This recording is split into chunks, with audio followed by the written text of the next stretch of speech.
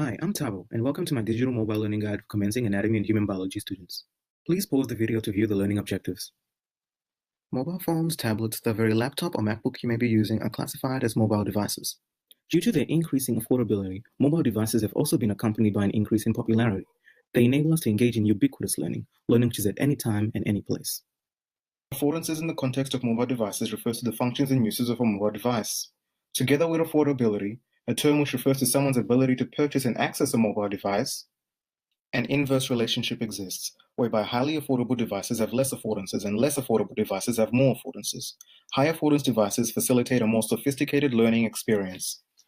This relationship is evident when juxtaposing developing and developed world contexts, as people in the developing world are less able to purchase high affordance devices, as it would constitute a higher proportion of their income. However, fixed technologies such as desktop computers are still less affordable than mobile devices, making mobile devices still the best option to having internet access in the developing world. Additionally, their increasing popularity and usage have aided in improving the educational standards and equity in these regions.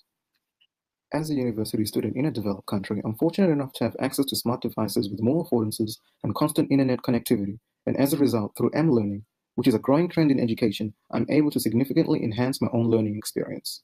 Additionally, learning spaces are settings designed to help facilitate M-learning and U-learning.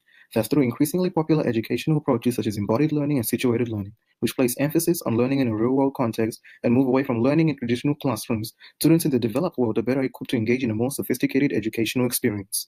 I will now discuss the learning approaches most relevant to commencing students who wish to study anatomy and human biology.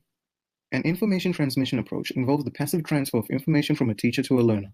As anatomy and human biology is a content-heavy course, most of what's learned will be delivered via this method in the form of lectures and textbook readings. The behaviorist approach involves learning through repetition of content, rewarding desirable behaviors, and reinforcement of those behaviors. Through quizzes, tests, non-graded questionnaires, first-year anatomy students will engage in behaviorist behaviors, which are helpful for memorizing the large amounts of material that is expected to be learned. For this reason, behaviorism has been shown to be most useful for learning scientific concepts. Lastly, social constructivism is an approach which describes learning as a socially situated and interactive process constructed with others. It's a view that primarily encourages discussion and collaboration among people. The human biology major often utilizes social constructivist ideology, as it is a discipline which cultivates a collaborative environment in which students can share, build, and reinforce their knowledge. Now I will share 5 types of mobile technologies which could be helpful to anatomy and human biology first-year students. A mind map is a diagram used to visually represent and structure information. It's a useful tool for brainstorming and organizing ideas, especially in group and collaborative efforts, as often is the case in anatomy and human biology tutorials. It is also helpful for linking related concepts, which for an anatomy and human biology student is crucial, as you are always reminded to link anatomical structure to function. Software such as Coggle and MindMaster is simple to use mind mapping technology. Polling is a sampling technique involving the collection of opinions on a particular subject. It could be used as a tool for students to reflect on their knowledge, functioning similar to a quiz. As a reincorporate hallmarks of behaviorist pedagogy, such as the repetition, revision, and reinforcement of learned material, polling will serve as an effective drilling and practice tool. Moreover, as students can create and share polls with others, it also operates as a productive social constructivist tool, as students will be learning in a social context. Ebooks are electronic versions of books, which are typically more affordable, accessible options when compared to the costly, bulky hardcover textbooks. Ebooks have a plethora of functionalities which hardcover textbooks lack, such as not being subject to wear and tear, sending notes to other devices, locating concepts, words, phrases immediately through use of a search bar, and so on. The core textbook for the anatomy and human biology major is available in ebook form and provides an information transmission learning approach, as it requires students to digest a large volume of information without actively participating. Additionally, educational applications such as Human Biodigital communicate information in the same manner, with the main difference being it provides mainly visual representations of human body structures, which you can interact with. For visual learners, this app will prove to be very useful.